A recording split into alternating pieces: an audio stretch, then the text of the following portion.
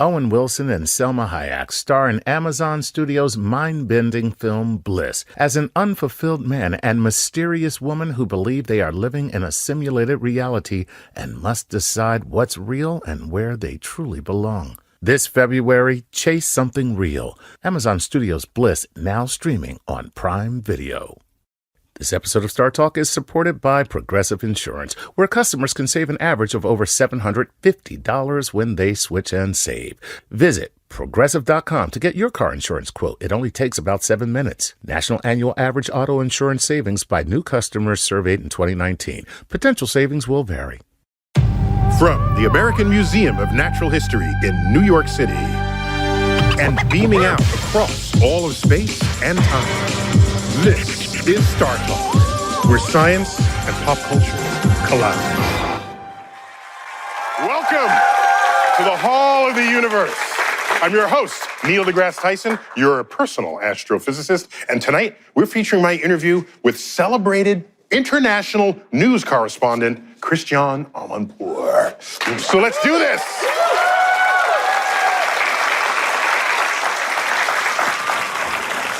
So, my co-host tonight, comedian Eugene Mirman. Eugene! Hello! You voiced the prank-loving middle child, Gene, on the animated series Bob's Burgers on Comedy Central. You've been doing that from the get-go. Yeah. So, thanks for coming back. Also joining us for this topic, we got investigative journalist Azmat Khan. Azmat, welcome. You're a visiting professor on First Amendment issues at Columbia University. You're also a contributor to the New York Times Magazine and PBS Frontline. Christiane Amanpour, she's a chief international anchor for CNN, and she's host of Amanpour and Company on PBS. And she's covered news and conflict around the world for more than 30 years. It's a lot of conflict. Right. Well, Christiane stopped by my office recently, and I asked her if learning math and science might have influenced her approach as a journalist. So let's check it out. I'm quite an ordered person. And I do think that if you understand maths and science and you understand the order of that kind of scientific endeavor, it sort of helps. I think I need order to situate myself in the world of chaos that somehow I found myself in, whether it's in my own particular life of living through an Iranian revolution. I mean, that was my first major chaotic, disruptive event. And whether it's being a war correspondent in the midst of all sorts of other people's chaos and violence and disorder and disruption, whether it's in today's political environment, which is chaotic and disruptive. I crave order, and I think science, to an extent anyway, the way I interpret it, is quite orderly. There are formulas, there are procedures, there's evidence, there's fact. And again, for me, jumping all the way forward, the fact and the evidence and the science is especially important today when everything that we see and hear and touch and feel is in question. I mean, people want to question the color of the sky. So evidence has always been something incredibly important for me. But I hope that what I've also learned to do along the way is do that thing where you mix humanity with science. Because it's not just facts, it's also, I mean, it is, that's the the construct around what we're doing. But then you put people's humanity into it, and you put people's emotions, and you put, the real stories of what individuals are going through in these stories that you're telling and these reports that you are, being able to broadcast and communicate. And that's what makes the whole. So, Azmat, have you reported from conflict zones? Yes, from Afghanistan, Iraq, and elsewhere. So how do you make order out of that kind of chaos? Or does order matter to you? It does. I think it's about getting local. So even before I hit the ground, I try to learn as much as I can about a place, its context, its history, the language, if possible. And I would think that's what any journalist should do, but I don't think they do. When you say you learn the language, meaning? I try my best to learn as much of it as possible. I mean, I studied abroad when I was young. When I moved to Pakistan, even though I grew up speaking Urdu, I hired a tutor to make sure that I was learning.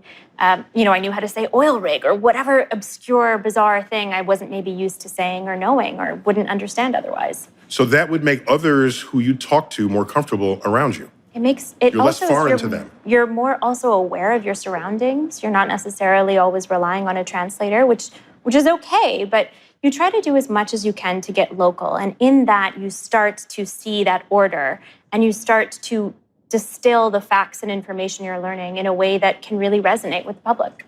So do you agree that sort of science or its methods and tools, or at least the principles, can help bring order to that world? Absolutely. In fact, most investigative reporters rely on similar scientific methodologies, even if we maybe coat them in a narrative or a story or use something that might be a little bit more accessible to the public, but we're relying on similar methods of inquiry.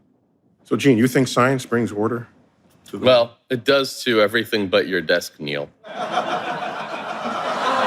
Yes, that is my desk, but I know where everything is in that desk. So just because it looks like it's disorder to you, Yeah. it is order to me. I don't believe you. Well, so here's my question. Let's get back to the First Amendment. That says several things. Free, that journalists can do their thing, free speech. So isn't saying the sky is not blue free speech? So why should any of us care? It's free speech. And of course, curiosity is one of the greatest traits, not just of journalists, but of people as a whole in any kind of democratic society. But that said, questioning when it's genuine, right? When it's an effort to learn the truth, whatever that truth might be, is very different from setting out on a journey in which you already know where you want to end, right? There's a difference between curiosity and being ideologically driven. One is genuine curiosity to find an actual truth. Another one is disregard for what is true because you think you have the truth, and whatever else is going out there doesn't matter. You will stitch together whatever thread so that it agrees with you. Right, when you have an end in mind and you're not really looking at the facts in front of you. Isn't that what most people in the world do? I think we're increasingly living in a world of confirmation bias, of echo chamber, in which we're following people we agree with, we're paying attention to news sources we agree with. It's an incredible danger. So Christiane says that good journalism is not just the facts, but brings humanity to the facts. So how would you do that as an investigative journalist? It's often narrative, right? So I'll have... I mean, are you at risk of me thinking you are putting too much emotional layering onto it, and I'm going to say, just give me the facts? What's the risk of that? Very few people want just the facts. I have to work very hard to fit those facts into a narrative that people will read. They'll want to flip through, that they'll get to that section that might be, the data finding about schools in Afghanistan that the US funded and how many of them actually exist today or whatever it might be, but you have to get them to get into character. They have to find people who come alive on that page or in that film. So it's not just gathering the facts. You now have, because of the homework you do before you arrive on location, you have a context in which, you have a substrate in which you can embed the facts. You're always looking for drivers of that narrative that fit what the facts show you. Maybe more people would believe in climate change, that it was real and man-made, if we gave them a list of people who are going to drown from it. Oh, okay. That's just make it more real. Just trying to connect. Thanks for these helpful points here. Yeah. I think that's what we're missing. Right. Well, I asked Christiane how she deals with finding facts in any situation. Let's check it out. You're confronted with people who are making news, important people, and some of them are just completely clueless. Well, I try not to be judgy because I don't believe that's what journalists should be. Journalists should be based in the fact-based world, the scientific world, so to speak, the evidence-based world. And I have, in fact, spent my career not as a pundit or as an opinion maker or as an anchor, but as a correspondent in the field. So I had to come back with the minute details, observing them, remembering them, recording them, repeating them. And that's what I like. That's natural to me. That's the only way to do it. Because if you just guess and pull sort of threads from the atmosphere, I mean, I know artists and others, the creativity, that's not me. I'm really based in fact. And that, I think, is what has stood me in quite good stead as our environment becomes less and less respectful of the facts, as science becomes less and less respected and adhered to, as people, as I say, try to question the color of the sky. amidst many, many other things. I mean, let's say the idea of climate change and all those things which we're living through right now. For me, it's very frustrating to see, because I've also, because of science, never drawn a false factual equivalence between things. So I've never been the kind who believes that there's ever been this on the one hand, on the other hand about science, because of course they're deniers, but they are a very small minority of the scientific community. And I've always been staggered by how that very small minority was able to have an oversized effect on public consciousness, on politics, on all that goes around climate change. And I was just listening just recently to this tragedy of how, more than 50 years ago, we could have arrested climate change. We could have started and got a grip on it if the great NASA scientist, James Hansen, and the others who were working and warning at the time had been believed. Instead of, had a group of professional deniers decided to muddy the waters, and look where we are today. So, Azmat, we know from research in psychology that a person is more likely to be swayed or taken in by a story that resonates with their pre-existing bias. So you do something legit, somebody else finds a thread that agrees with someone's bias, and rather than have the evidence matter. And so how do we resolve this? Not only as a consumer of journalism, but journalists themselves. How do you address the fact that there are other journalists presenting disinformation, and people as well? But journalists and people. Journalisty people? Journalists and journalisty people Yeah. trying to put disinformation about climate change as an example. Right.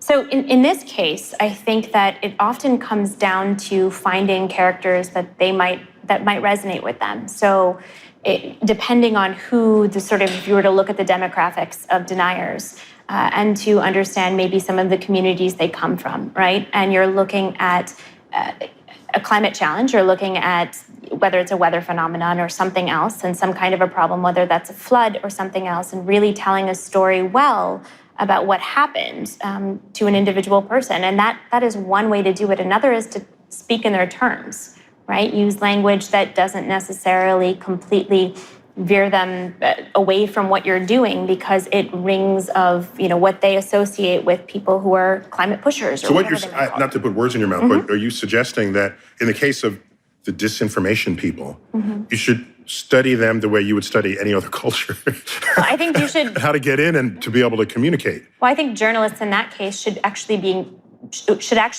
doing stories on climate deniers. They should actually try to investigate the lobby in place, understand how they put out that disinformation. And the PBS series Frontline did a great film called Climate of Denial that did just that, looking at these deniers. Now, the question is, how do you get people to pay attention to that? And that's really where narrative and good storytelling come into play. So it's an antidote to bad journalism, basically. It's true. It is. So Eugene, Yeah. have you seen bad journalism out there? I've seen it, and I thought I'd actually create a test for our expert and to watch this clip and see how many examples of bad journalism she can see in this clip. Breaking news, this just in. We are hearing reports that Russia is planning on launching a missile at the United States. We go to Brian Fingerbottom on the scene. Brian, how likely is Russia to follow through with these attacks? Well, I'm not going to speculate, Sarah, but it's 32.2% likely. Here's a graph showing a correlation in the decrease of Russian missile attacks and an increase in graphs on TV. And where are you getting these numbers from, Brian? We got most of our numbers from India sometime around the 5th century. But my anonymous source, Vlad Kasparov of the secret Russian Missile Attack Agency, tells me that this whole thing is just a big misunderstanding and that we should absolutely not worry about our 7 most populated cities. I see. Do you have any other experts we could consult on this very urgent matter? I do. Let's go to Natalia Reagan. Natalia, you're a primatologist, so what can you tell us about ballistic missile launch trajectories? I study monkeys. Thank you, Natalia. Natalia clearly confirming that there will not be a missile launch. There is some activity going on here, but what it is we won't be able to determine for some time. But no need for alarm, as any launched missile would burn up in the atmosphere because Mercury is in retrograde. That is reassuring, Brian. Okay, Azmat, you are now tasked with listing what was wrong with the journalism in that report. I don't think we have enough time, but I will do my best. Well, let's start with the very first thing she said. We're hearing reports of. No source, no effort to try to verify that. She tosses it off to the reporter, who in this case immediately says he doesn't want to speculate, proceeds to, with a very specific statistic that he does not cite the source of, proceeds to show us graphs in which he confuses correlation and causation, and then went on to consult an expert who said that they had no expertise in the subject. He then manipulated her words to fit his narrative, contradicted what was behind him. It could go on and on and on. Okay. So Christiane Amanpour, we all know, she's known for her journalistic integrity. And she also voiced the character of Enheduanna in a science series that I knew something about called Cosmos, a Space-Time Odyssey. Yeah. So I asked her about her interest in science and where she might trace those origins. Because I just like knowing, because I'm a science geek. And if there's a little bit of geek in somebody, I want to get to the bottom of it. I try to right here. Check it out. One of my earliest heroes, without me really understanding what a hero was at that time, was when I was woken up at the crack of dawn. I don't even really remember what time it was because I was in England and Neil Armstrong was on the moon. I can't remember what time, GMT that was. But I do remember my mother and my grandfather waking me up and sitting me down beside the television, black and white, to watch that. And I remember, even today, it kind of brings almost tears to my eyes to imagine that humankind was able to break those barriers and breach those frontiers. And somebody, a human being, was actually walking on the moon and planting a flag and that whole, one small, step, one giant leap. I've never forgotten it. I've never forgotten that moment, ever, ever, ever. And it is still, it gives my imagination these flights of fancy. For a moment there, I thought I wanted to be the first woman to walk on the moon. But of course, that never happened because it just didn't, obviously. But I really did. Well, up next, we will discuss the risks of reporting from a war zone when Star Talk returns.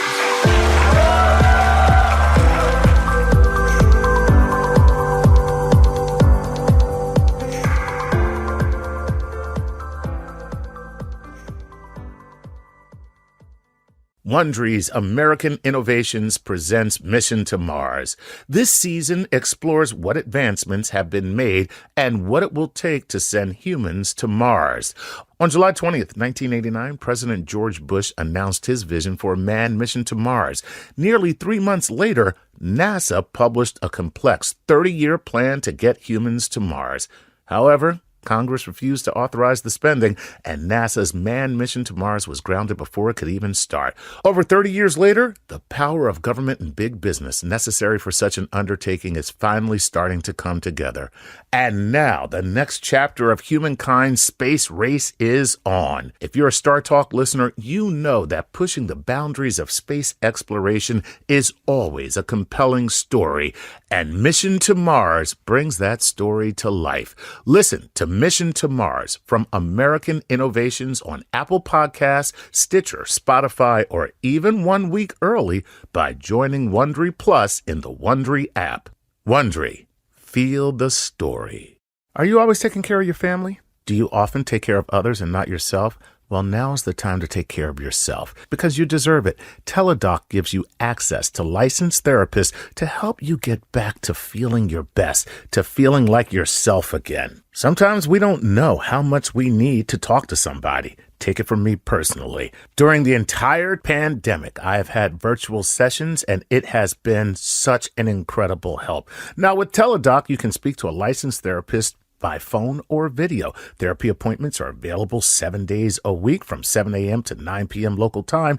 Hey, maybe you're feeling overwhelmed. Maybe you feel stressed or anxious or depressed or lonely, or you might be struggling with a family issue. Teladoc can help. No need to wait months to get a therapist. Teladoc is committed to facilitating great therapeutic matches, so they make it easy to change counselors if needed for free. Teladoc therapy is available through most insurance or employers, and individual plans are also available. Download the app or visit teladoc.com/StarTalk today to get started. TELADOC.com/StarTalk. You know you're ready to earn your degree, but you need a university that works with your busy schedule. At WGU, their programs were built to be flexible.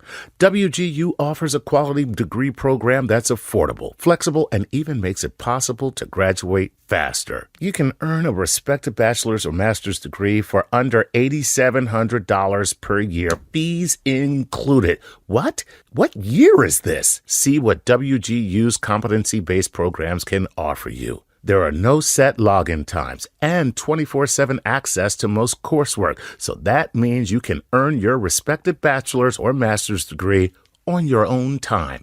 WGU's low flat rate tuition covers as many courses as you can complete each term. That means you can use what you have to get what you want. Take your skills and use them to graduate faster. Get your $65 application fee waived at wgu.edu/StarTalk. That's wgu.edu/StarTalk for your $65 application fee waived. Bringing space and science down to Earth. You're listening to Star Talk.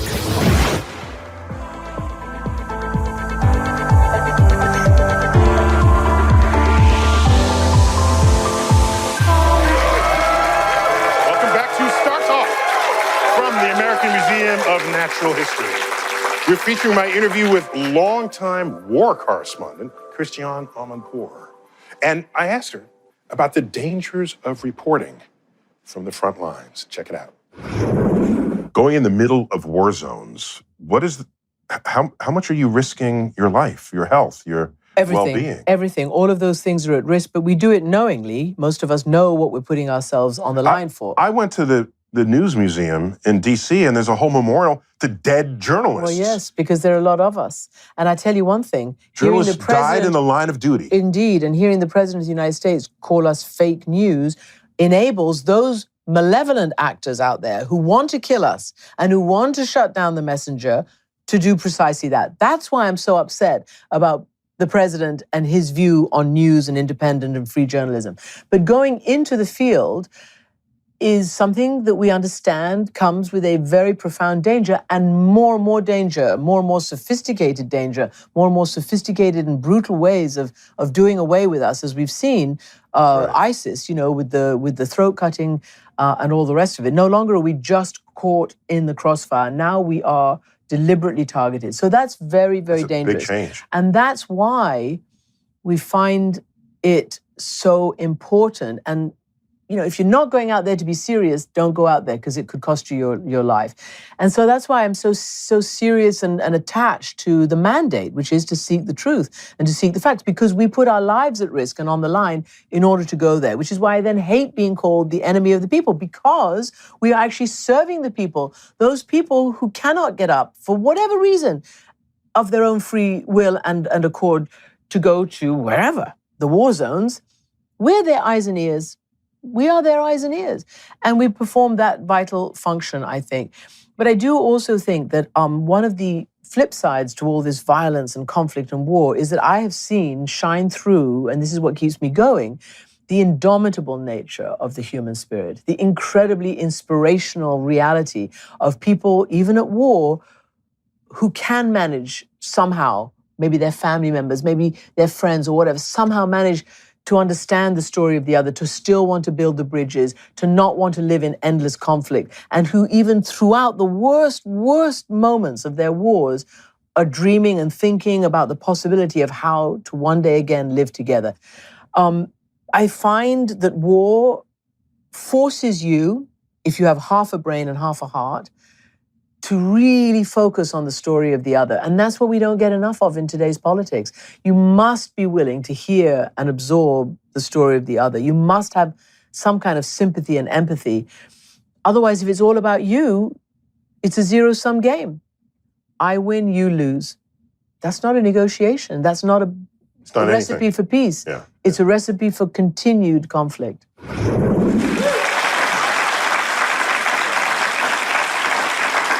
Well, okay, joining us now to discuss reporting from war zones is conflict journalism expert Judith Matloff. Judith, welcome to Star Talk. You're a professor at Columbia Graduate School of Journalism, and you developed safety training for journalists around the world. And you have a recent book about conflict called No Friends But the Mountains, and it's subtitled Dispatches from the World's Violent Highlands. So you train journalistic safety. So how has the landscape shifted from covering the war in Vietnam, which we all saw, well, I'm old enough to remember seeing it on TV, to journalists in Syria today? And are those risks the same? Or are they different? Well, I think there are some very big differences. I mean, the big risk is always you might be killed, or you might be arrested, or you might be tortured, or you might be maimed, or you might be blown up in a landmine. Those are still there. Those are the constants. One major thing which is very different is the rise of freelancers. Because as major news organizations have either collapsed or they've contracted their foreign reporting bureaus, more freelancers have filled the vacuum. And it's very, very dangerous for them because they don't have the institutional backing. Just so I hear, so a freelance is not someone who's a rogue journalistic element. There's someone who sells you their stories because they went someplace that your bureau didn't send anybody. Right, and oftentimes they do it on spec, which means that they're pushing the boundaries of safety. They will go into a very dangerous situation and a news organization will say, come back and show me what you have. So they will take incredible risks to get that story. Uncompensated risks at the time they take the risk. Exactly. And that's a terrible business model. But I understand why it exists. Yeah, so that's one major difference. Another major one is the rise of digital and mobile communications, because this too puts us in much more dangerous situations because it increases the surveillance of ourselves, even of our movements. People can find out where we are at a given time. And rogue elements. Or governments. For instance, the Russian government. Or the Chinese government. They know where you are oftentimes and where you're operating. But someone has to view you as some kind of an enemy rather than as someone who could tell their story. Right, like our president. Right, okay. So Azmat, you reported recently on the war against ISIS in Iraq, both in Iraq and in Syria. So what precisely were you investigating? I was looking at civilians who were dying in US-led coalition airstrikes. And so over the last almost 3 years now, I've been visiting the sites of airstrikes in Iraq. And for a particular New York Times Magazine investigation, I went to the sites of 103 airstrikes in 3 areas formerly held by ISIS, just to understand who was dying in them. And what I found was that civilians were dying at a rate, at least in these areas, which is likely an undercount of civilian death, at a rate that's 31 times higher than what the US military claims when it puts out its statistics about its airstrikes being the most precise in the history of aerial warfare. Did you say they're 31 times wrong? 31 times higher than what the US government claims, and it's likely an undercount for many reasons. At any time, did you fear for your life, or is this post attacks, and so you're there rummaging in the rubble with others? Yeah, I mean, I often am afraid while I'm doing my reporting, and I actually think that being fearful is what can help keep me safe. To always feel that way at different moments makes me more observant. I think biologically natural to not want to die. Yeah. Yes. Yeah. No, it's a strong feeling that grips me. But you know, I can think of moments where I did fear. There was an area that was recently retaken from ISIS. It was the last ISIS stronghold in Iraq. It's called Hawija. And I had been obsessed with Hawija for years. Wanted to get there. It wasn't safe to go. I wasn't sure how safe it would be. I made these plans and I was terrified. This was a place that had played such a historic role in the rise of ISIS. And honestly, it was the easiest trip I'd taken in all of my reporting in Iraq. It wound up, I just flew through checkpoint. I have no idea why, but I think the more fearful I am, oftentimes the more precautions and preparation I do. So, Judith, what can journalists do to handle these kinds of situations? Well, first of all, you can avoid them. Okay, sure. Number one, stay home. But that's not our job. Stay home, yeah. You do your preparation beforehand, you do your research. So you do what we call a risk assessment. You speak to as many people as you can who've been there or who are looking at the situation, and you identify what the biggest dangers are, and then you work backwards from the worst case scenario and try to mitigate that risk. So let's say your biggest risk is, as what happened to me in Dagestan, in a Muslim Republic of Russia, the biggest risk at that point was being arrested by the government. So I had to think about how I was going to avoid that, and that's where the surveillance comes in. How do you avoid being arrested? Well, I was arrested, so I didn't. Oh. That would fail. Wow. Yeah, that was a risk analysis that kind of didn't go the right way. The other big risk... So your risk assessment was accurate. Yes. The risk assessment was accurate. The steps I took didn't necessarily mitigate it, but I did my research. Then another big risk was at that time, the extremists were blowing up establishments that sold alcohol. So you look at the risks and you try to work backwards. Another thing you do is you try to figure out what your escape routes are going to be. You try not to go into one place where there's only like one way to get out. And then the backdoor plan. The backdoor plan. Yeah, plan B. You always want a plan B. So that and stay at places with speakeasies. Got it? Right, yeah. Not too many in Dagestan, but note to self. That you know of. That I know of, that's true. So right now it's time for Cosmic Queries. Yes. Yes. Nice. We got questions about the science of reporting from the front lines. So I've got the two of you here to help us answer these questions because I'll be helpless in this part. Okay. Hit it. JJZ112 asks, what precautions do you take for cell phone use? Do you take any? I don't want to give too much information because I don't want my secrets to be given up here, but you would encrypt your communications. Do you want to give us more details? Just kidding. So get a burner phone or something? You would get a burner phone that you would throw away, or you would limit your cell communications. You're also really set up to sell drugs. Jay Clark from Virginia asks, how much protection does a bulletproof vest and helmet actually give you? And Judith, I've always wondered about that. Well, I can show you. Oh, you got a helmet? I brought it with me. Oh. From my yoga instructing in the war zone. Yeah, so I'm assuming people shoot from the top and no one ever tries to go for the face, so that's nice of people. Yeah, so Judith, come on, your face is exposed. So what is this? Yes. This is heavy. Yeah, but once they see that it says press on you, wow, this is really heavy. That's very heavy. Right, this is very heavy. So I never understood. Okay, so this protects your vital it protects chest organs, but not your face, which I count as a vital organ. So is this really just to protect against debris rather than a bullet? And bullets as well. And the flak jackets have different degrees of strength. So some of them will protect against certain weaponry and others not.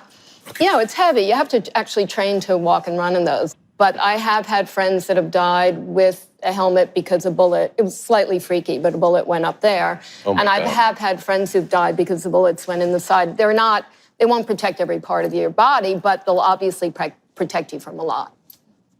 So your alternative is just not go at all. Like, as you said earlier, just stay home, and then no one learns about anything. Or you go, you can also do long distance reporting. For instance, there were quite a lot of revelations about Russian troops being in Ukraine that were, it's done purely off of social media. I know what you mean. You can actually do quite a lot of investigative work at a distance. I got this. They're journalist drones. And this command central, and you put drones anywhere in the world. And you put them in, and they become your eyes and ears as journalists. We'll call them satellites, and we'll put them in space.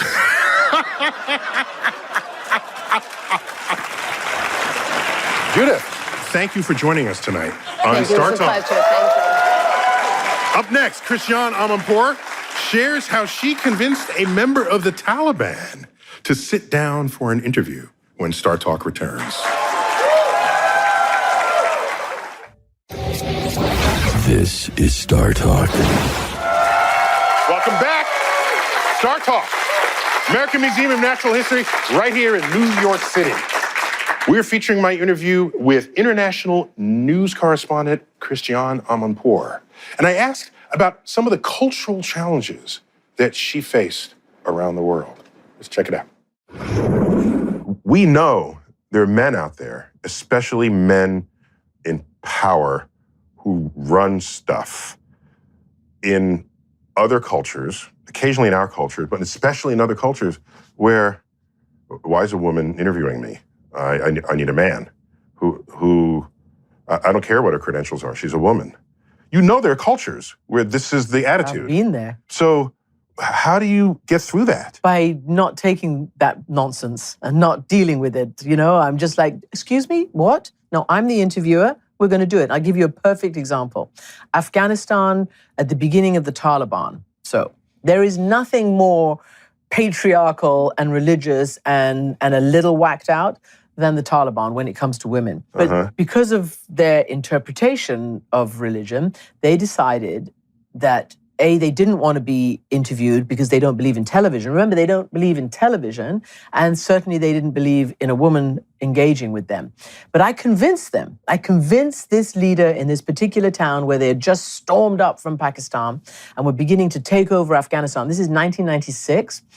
And so how we negotiated this interview was that, you know, here I was, but the camera was they insisted that the camera be focused not on the gentleman's face, but on the vase of plastic flowers on the glass table that was, you know, at his knees. So we did that, and then we broadened it a little bit, the shot, to see his hands and things like that. But it became a very memorable interview, very memorable because of the complete weirdness of the unscientific evolution of this person's brain, and who did not want to have anything to do with my gender or the technology that is television. That too was verboten for the Taliban. That's so surreal. And I had two whammies against me, right? I was a woman and I was a television journalist. But we got it. So, Azmat, have you experienced things like what she described with the Taliban? I mean, with anybody? Absolutely. I mean, I've interviewed warlords, clerics, mullahs, people who were ISIS, but I didn't realize it at the time until I did a little bit more digging. Is the goal to get the interview no matter what it takes? No. I mean, your safety comes first. I do believe that, you know, not taking no for an answer has been critical to a lot of my work. But of course, I mean, if your safety is at risk, that's when, you know, you may have to let go. So, Christiane, she's famous for scoring interviews that nobody else can get. I had to ask her what her secret is. Check it out. I think the secret is authenticity and that they know me. I've been doing this in their backyard. You've got a rep. Yeah, basically. And I like it. I like the rep. I've been doing this since the first Gulf War.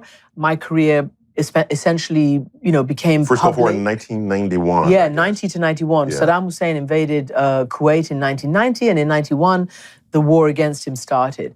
And that's where CNN really. That's right. Really. That's right. Made a presence. Yeah. It sort of exploded into the American, you know, living room, but also around the world. Is where CNN truly went global.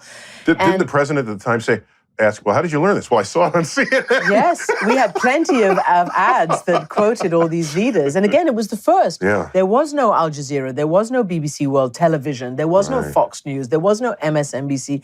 There was CNN, period, end of story.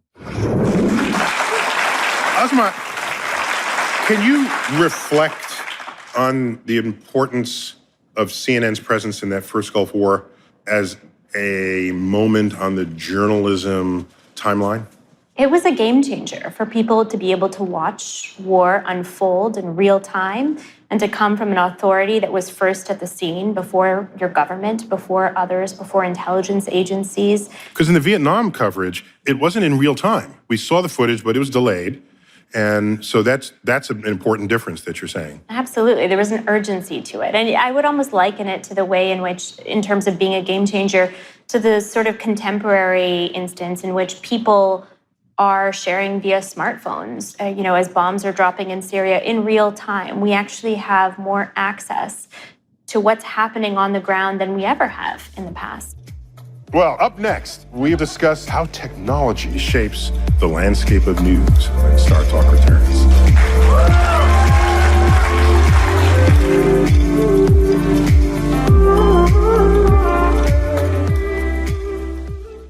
Now is the perfect time to turn your cool idea into a new website.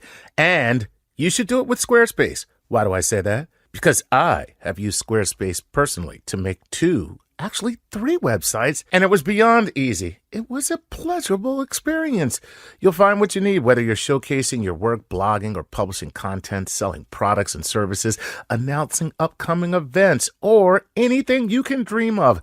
Buying a domain from Squarespace is easy because there are no hidden fees or price hikes. And get to know your audience with their analytics tools, which include insight on page views, traffic sources, time on site, audience geography, and more. It's so simple, too. Start with a design template and use drag and drop tools to make it your own. All websites are optimized for mobile right out of the box, so it looks great on any device. And every Squarespace website and online store comes with a suite of integrated features and useful guides that help maximize prominence among search results. So here's what you're going to do. Head to squarespace.com/StarTalk for a free trial. And when you're ready to launch, use the offer code StarTalk to save 10% off your first purchase of a website or domain. That's squarespace.com/StarTalk. Offer code StarTalk for 10% off. Hey, we'd like to give a Patreon shout out to the following Patreon patrons: Francois Fraser, Dan Yoder, and John Ward.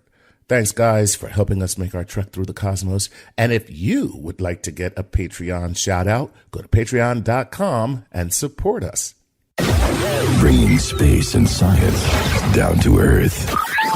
You're listening to Star Talk.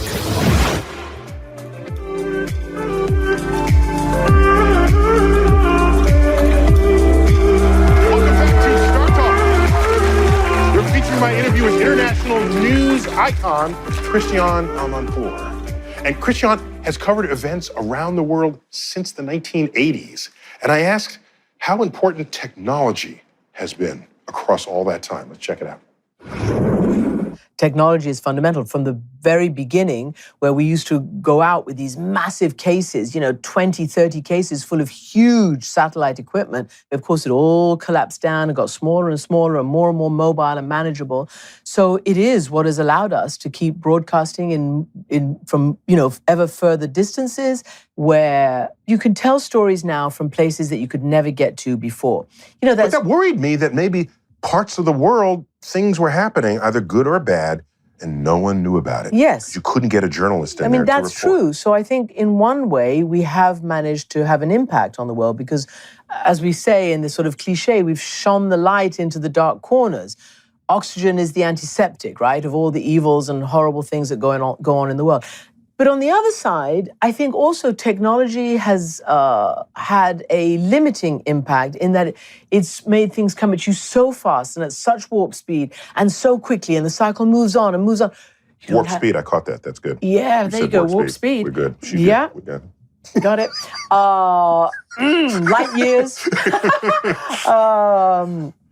That you don't have time anymore to digest and to stay with something that we need to do. We can't solve all these dreadful issues or really understand what's going on, whether it's politics or whether it's grave violations of, international law and order. You can't do it unless you're ready to think in complex ways, to think that you can spend time trying to work it out. So, Eugene, you think smartphones are feeding us too much news? Mostly social media, because it's all just upsetting loops. Regular news is fine. It's a little upsetting. But I think the next generation, they've only ever known smartphones, so they don't think it's going too fast. They don't know that but they're all upset. There was just a thing today that all people under some age are all upset. Yeah, and anxious. Anxious. Like 90% of millennials are anxious. So maybe they kind of know that it's a problem. Azmat, what's your take on news being shaped by technology? So, it has its strengths and it has its weaknesses. In so many ways, like the smartphone technology I mentioned earlier, we're getting pictures and portraits from the ground. I don't think we would have the lens on police violence or allegations of police abuse that we have today if it were not for ordinary citizens, using their phones to share that information quickly. At the same time, we are now living in a world in which there are echo chambers, in which you're bombarded with pieces of information every minute, every second. And it's very easy to lose the big picture, to understand these systems and these long-term structures that underlie fundamental problems of our society. Well, I asked Christiane about the rise of social media as a force on journalism. Let's check it out. Suddenly, the dialogue has been taken over by this thing called social media. We don't even know really who these people are, but there's corners of outrage. There's professional destroyers on social media. There are people who, shut down a debate or exacerbate a debate. So, for every good aspect of social media, there are probably about maybe 10 negative aspects. 10 to 1. That's bad. So, what do you think? Well, but does that mean everyone with social media and everyone has a video camera? Does that dilute the potency of a professional journalist? In a way, yes, but in a way, no. In a way, yes, because of the obvious nature of everybody having something, it makes it, less special and less unique. But on the other hand, people, I think, I observe right now in this era that we live in of maximum political dysfunction, of populism, of partisanship, of poisonous tribalism and the inability to have dialogue and the inability to get out of your own echo chamber. So in a way, right now, people are looking to the established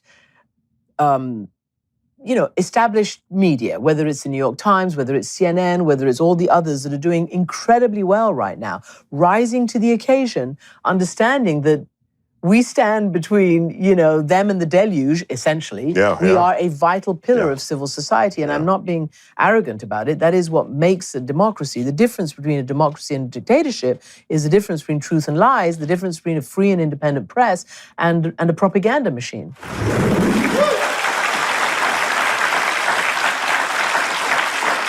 We just end the show right there. I mean, I don't know what we can add to that. Well, up next, I asked journalist Christiane Amanpour how she would have handled an interview with Adolf Hitler when Star Talk returns. This is Star Talk. Welcome back to Star Talk from the American Museum of Natural History right here in New York City. We're featuring my interview with international news correspondent Christiane Amanpour. And I asked how the press should present the atrocities of war. For example, how would she have handled an interview with Adolf Hitler? Let's check it out. First and foremost, we are not megaphones and we're not platforms and we don't give free advertising to anybody.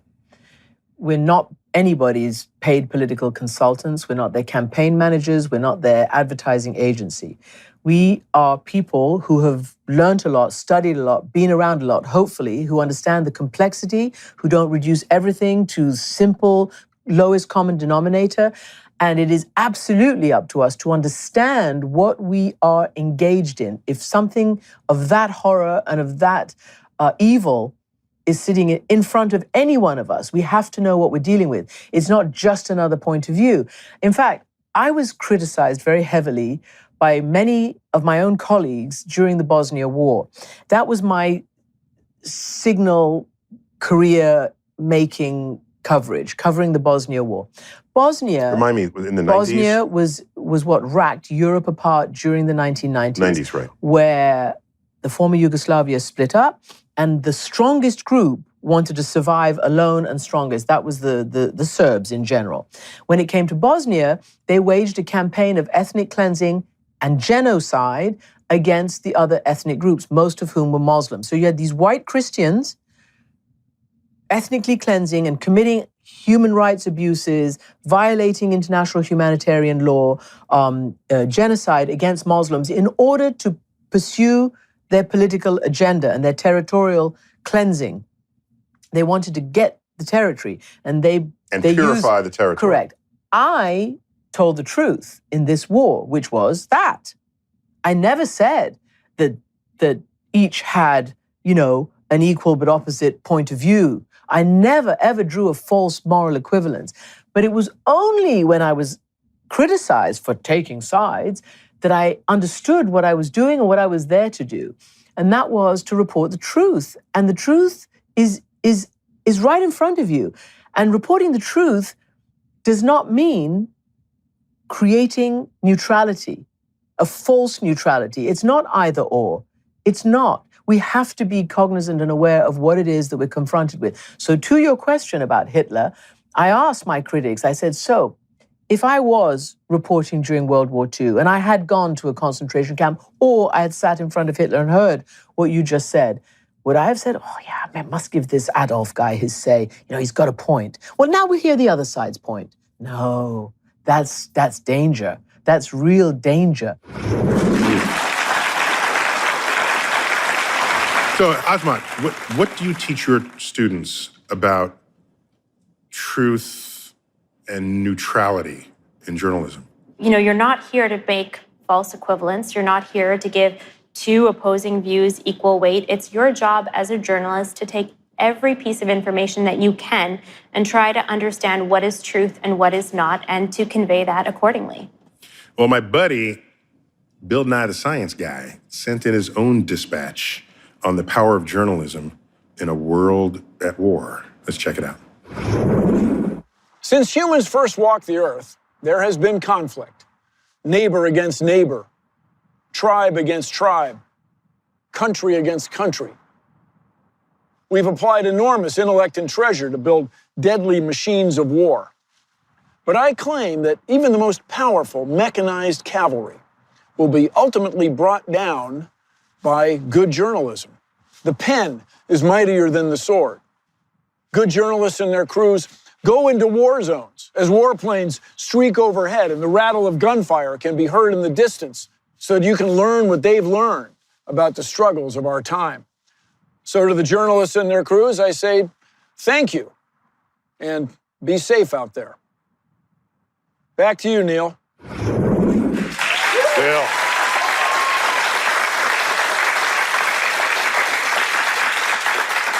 I think at the heart of this is, what do we do about truth?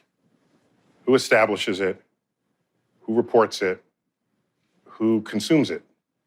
And I've thought a lot about this concept of truth. And what I've done is I've divided sort of the world of truth into three regimes. One of them is a personal truth. This is something that you feel is true, and you don't care what anybody else says about it. So what kinds of truths are those? These would include religious truths.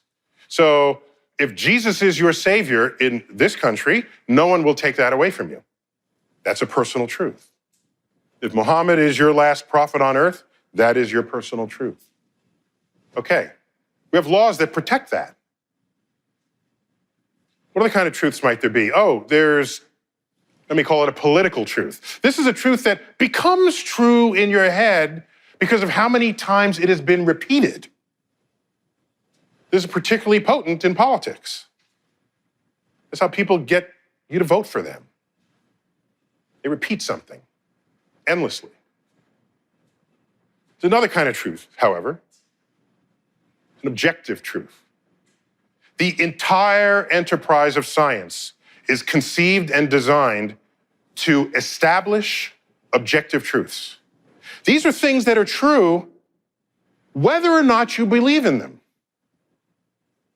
They're true no matter the state of your sensory system.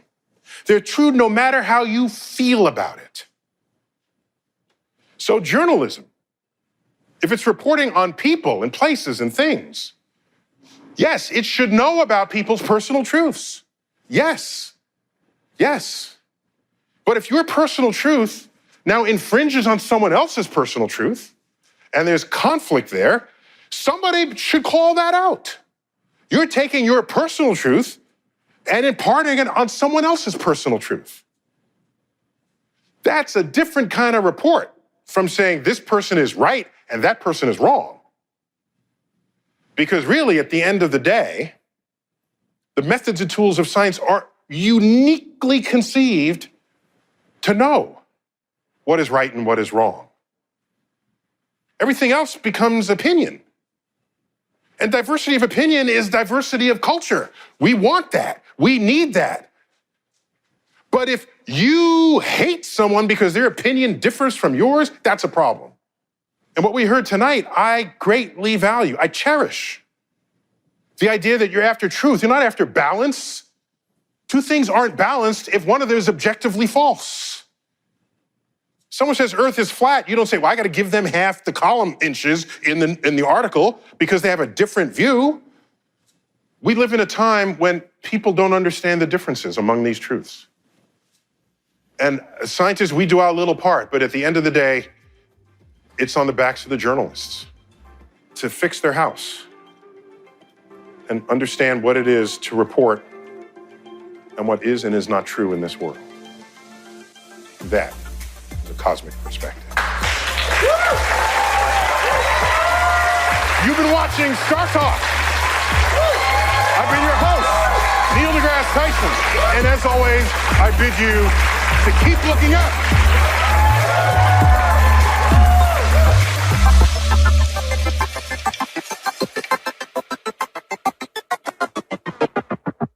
So you're ready to earn your degree, but you need a university that works with your schedule. Well, WGU and their programs are built to be flexible. WGU offers a quality degree program that's affordable and even makes it possible to graduate faster. Plus, you can earn a respected bachelor's or master's degree for under $8,700 per year, fees included. That's right, you heard me. That is the correct, $8,700 per year. Let your experience and dedication help you earn your degree faster. See what WGU's competency-based programs can offer you. With no set login times and 24/7 access to most coursework, you can really earn a respected bachelor's or master's degree on your own schedule. The low tuition rate covers as many courses as you can complete each term. That means the faster you learn, the more you'll save. Get your $65 application fee waived at wgu.edu/StarTalk. That's wgu.edu/StarTalk for your $65 application fee. Poof, gone, waived. Our application fee, poof, gone, waived.